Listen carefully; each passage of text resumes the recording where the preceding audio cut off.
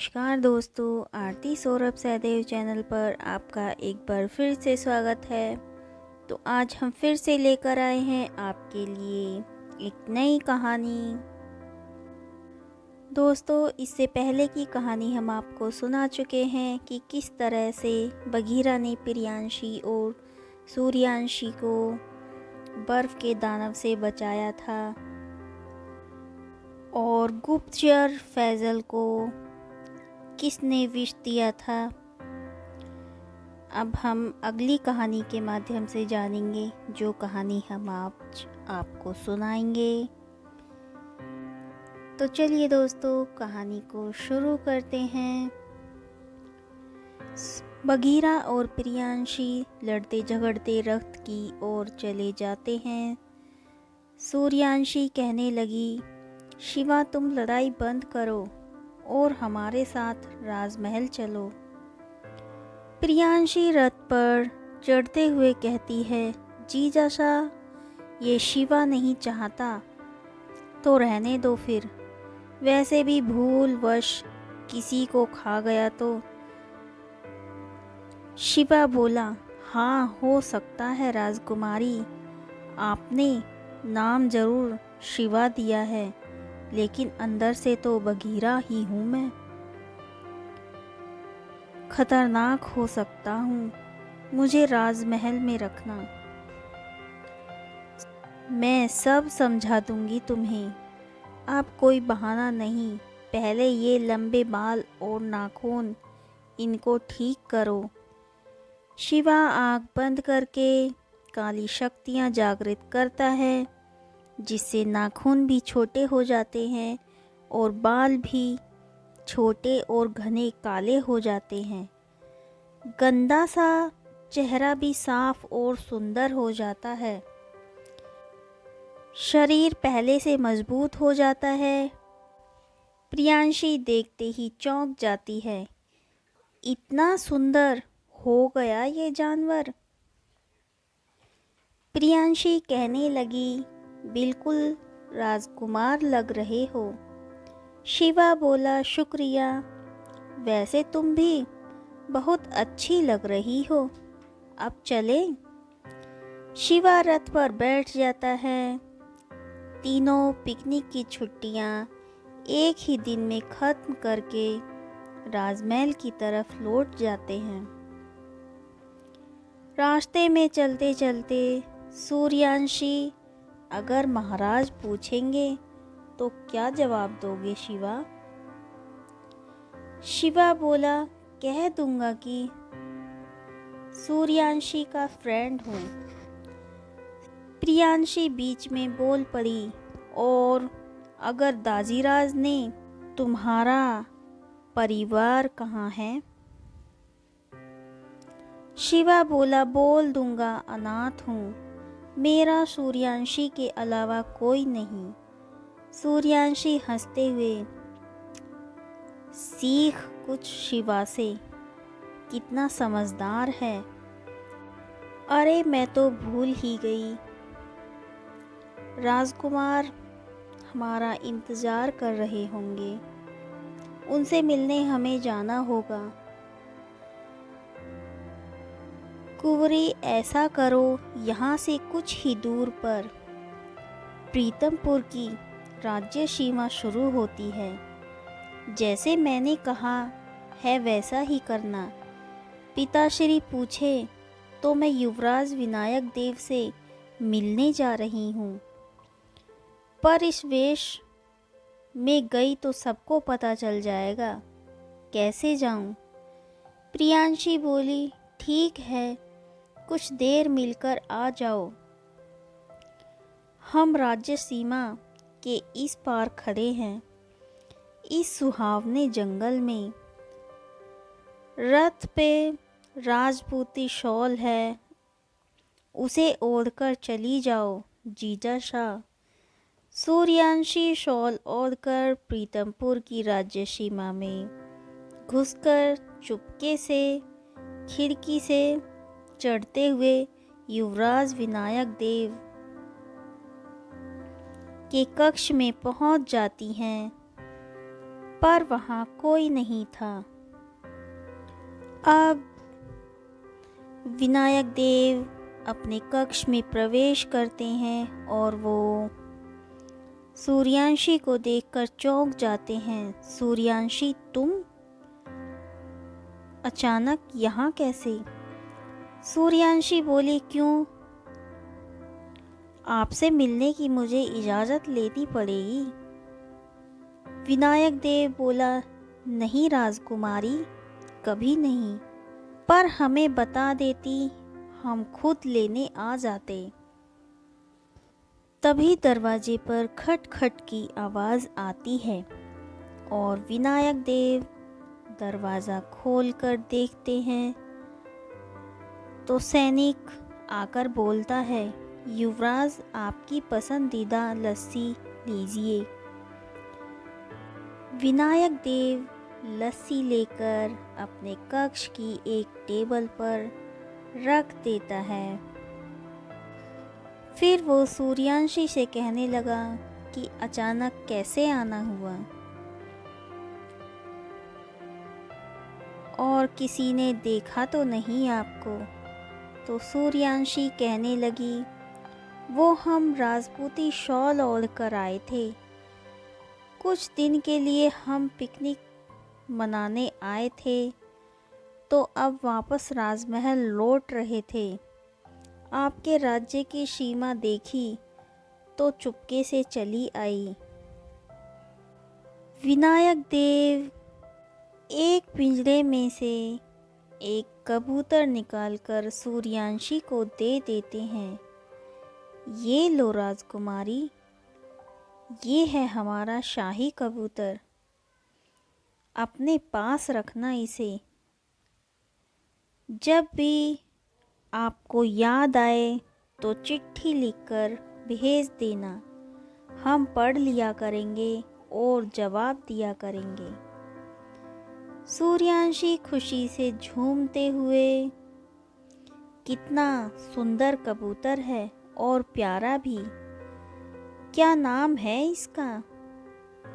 मेरा नाम पीहू है और तुम सोनपुर की राजकुमारी सूर्यांशी हो ना? विनायक देव हंसते हुए, हाँ सही कहा पीहू तुमने, पर बोलकर बताने की क्या जरूरत थी? सूर्यांशी बोली, ये तो इंसानी भाषा बोलता है। तो अच्छा राजकुमार, अब मुझे जाना होगा, सीमा पर मेरा इंतजार कर रहे होंगे मेरे दोस्त।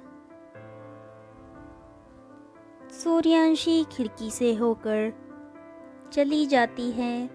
कुछ देर बाद रथ के पास पहुंचकर प्रियांशी और शिवा के साथ वापस सोनपुर के लिए निकल पड़ती है। इधर सेनापति विक्रांत मुगल गुप्तचर फैजल के शरीर को चुपके से जंगल ले जाता है और वहां पर घास फूस इकट्ठा करके जला देता है। सेनापति विक्रांत उस गुप्तचर के शव को ले जाकर जंगल में जला देता है, लेकिन जलाने से पहले उसके वस्त्रों के अंदर मुगल झंडा निकलता है, जिससे विक्रांत को ये यकीन हो जाता है कि ये शिवम नहीं था, कोई मुगल गुप्तचर था जो शिवम का भेष बदलकर आया था। विक्रांत को शक तो पहले ही था, लेकिन अब तो पुख्ता हो गया। विक्रांत ने सोच लिया कि अब वो बिना महाराज विक्रम की सेना की मदद लिए एक गुप्त रूप से मिशन को अंजाम देगा और मुगल सम्राट जलाल खां को खत्म करके सोनपुर के ऊपर से खतरे को हमेशा के लिए समाप्त कर देगा। सेनापति विक्रांत उस घने जंगल में जोर से घोषणा करते हुए जलाल बच सकता है तो बच के दिखा। आ रहा है तुझे तेरे कर्मों की सजा देने, तुझे और तेरी सेना को खत्म करने। विक्रांत चुपके से जंगल में फैजल का क्रियाकर्म करके वापस महल की ओर लौट आता है और सेना प्रशिक्षण गार में चला जाता है। इधर प्रियांशी सूर्यांशी भी पिकनिक की छुट्टी मनाकर वापस राजमहल लौट आती हैं। रास्ते में सूर्यांशी ने शिवा को सब कुछ समझा दिया था, कैसे बात करनी है, कोई कुछ कहे तो कैसे जवाब देना है। राजकुमारी सूर्यांशी महल जाते ही सीधे पिताश्री के कक्ष की ओर चली जाती हैं। दरवाजे पर जाकर सूर्यांशी ने आवाज़ लगाई, पिताश्री हम अंदर आ जाएं। महाराज विक्रम सिंह बोले, हाँ पुत्री आ जाओ। सूर्यांशी जाकर गले लगकर बोली, हम वापस लौट आए पिताश्री, आपने हमें याद नहीं किया। विक्रम सिंह बोले, पुत्री आप कैसी बातें करती हो, आप तो हमें जान से प्रिय हो, भला हम आपको कैसे याद ना करें। पर जब हमें पिकनिक के लिए भेजा तो हमें विश्वास था 1-2 दिन में घूमकर आ जाओगी। ये सब छोड़ो, ये बताओ कैसी रही पिकनिक, हमारी दूसरी लाडली बेटी प्रियांशी को पूरे सोनपुर की सैर कराई या नहीं। सूर्यांशी बोली, हाँ पिताश्री पूरा सोनपुर दिखा दिया हमने राजकुमारी प्रियांशी को, पर मेरा एक सच्चा दोस्त, उससे आपको मिलवाना चाहती हूँ, अगर आपकी आज्ञा हो तो। विक्रम सिंह बोले, जरूर मिलवाओ, हम भी तो देखें ऐसा कौन सा सच्चा दोस्त है जिसे देखकर आप अति उत्साहित हैं। सूर्यांशी सैनिक को बुलाकर प्रियांशी और बघीरा को लाने के लिए कहती हैं। सैनिक दोनों को महाराज विक्रम सिंह के कक्ष में जाने को बोलता है। प्रियांशी और शिवा महाराज विक्रम सिंह के कक्ष में घुसते हैं। दोनों पैर छूकर वंदना करते हैं। महाराज विक्रम सिंह बोले, दोनों खुश रहो। क्या नाम है कुमार आपका? आप हमारी पुत्री के सच्चे मित्र हो। शिवा बोला, जी महाराज, मेरा नाम शिवा है। सूर्यांशी और मैं काफ़ी अच्छे दोस्त हैं। बचपन से कुछ आवश्यक काम से मेरे पिताजी सोनपुर से विस्थापित होकर दूसरे राज्य में चले गए थे। जब मैं बहुत छोटा था तभी माँ बाप गुजर गए। एक सूर्यांशी ही थी जिसने एक सच्चे दोस्त की तरह मुझे मुसीबत से निकाला। शिवा रोने का ड्रामा करते हुए आंखें मसलने लगता है। महाराज विक्रम सिंह बोले, अरे पुत्र रोते नहीं, किसने कहा तुम अनाथ हो? आज से आप हमारे महल में रहोगे। हमारी पुत्री है ना, उसके साथ खेलो कूदो, उसके परम मित्र हो और बलवान भी हो, उसका साथ दो। दोनों हर मुसीबत में एक दूसरे के काम आओ।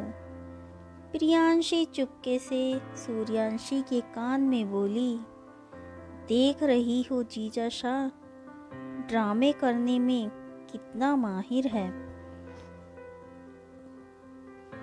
सूर्यांशी धीरे से हंसते हुए, पर मैंने तो इतना ड्रामा करने को नहीं कहा था। फिर ये बहाना इसके दिमाग में कैसे आया? ये अपना बघीरा ही है या कोई बहरूपिया है? शिवा बोला, ठीक है महाराज, इतनी कृपा के लिए धन्यवाद। काफी घूम कर आए हैं, अब मुझे थोड़ा आराम करना चाहिए। महाराज विक्रम सिंह बोले, बेटी सूर्यांशी, आप शिवा को इनका कक्ष दिखा दो। चाहे तो कुछ देर और हंसी मजाक करनी हो तो अपने कक्ष में ले जा सकती हो। और बेटी प्रियांशी, आप भी थक चुकी होंगी, जाइए अपने शयन कक्ष में आराम कीजिए। सूर्यांशी शिवा को अपने कक्ष में ले जाती है। प्रियांशी भी अपने कक्ष में आराम करने चली जाती है। महारानी मीनाक्षी कक्ष में प्रवेश करती हैं, जहाँ पर महाराज विक्रम सिंह मन ही मन किसी बात को लेकर प्रसन्न हो रहे थे।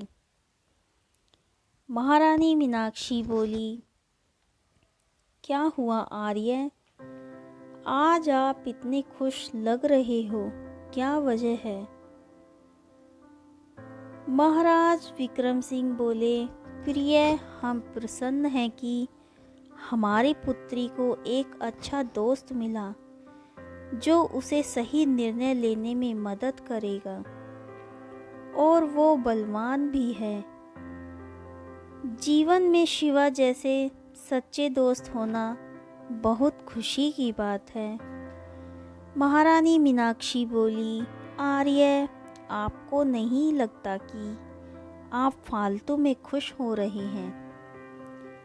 जरा सोचिए, एक अविवाहित लड़की के पास एक लड़के का होना और उनका मिलना गलत चीज के होने की आशंका को बढ़ा देता है। हमारी पुत्री अभी 18 वर्ष की है, उसमें समझ तो है, लेकिन इतनी भी नहीं कि वो पकड़ पाए कि उसके साथ गलत हो रहा है या सही। तरुण अवस्था है अभी हमारी सूर्यांशी की। 21 की होने तक उसे सारी दुनिया की समझ आएगी। आपने बस आज्ञा भी दे दी उस लड़के को राजमहल में रुकने की। महाराज विक्रम सिंह बोले, महारानी, आपकी चिंता उचित है, लेकिन आप व्यर्थ ही संदेह कर रही हैं।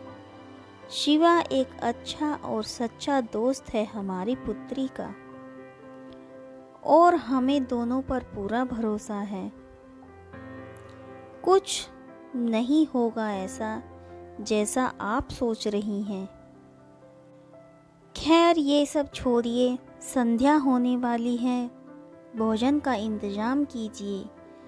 आज हम दोनों पुत्रियों और शिवा के साथ भोजन करेंगे। महारानी मीनाक्षी कहने लगी, ठीक है आर्य, अगर कुछ गलत हुआ हमारी पुत्री के साथ तो उसके जिम्मेदार आप होंगे और हम कभी आपको माफ़ नहीं करेंगे। मीनाक्षी इतना कहकर वहाँ से चली जाती है।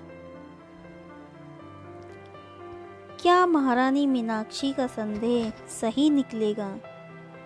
क्या शिवा सच में बघीरा है या कोई बहरूपिया? तो जानने के लिए हमारी अगली वीडियो का इंतज़ार करें। तो दोस्तों, आज की कहानी आपको हमारी कैसी लगी, प्लीज़ हमें कमेंट करके ज़रूर बताएं। अगर आपको हमारी कहानियाँ पसंद आती हैं तो प्लीज़ उन्हें ज़्यादा से ज़्यादा लाइक और शेयर करें और चैनल को सब्सक्राइब करना ना भूलें। धन्यवाद।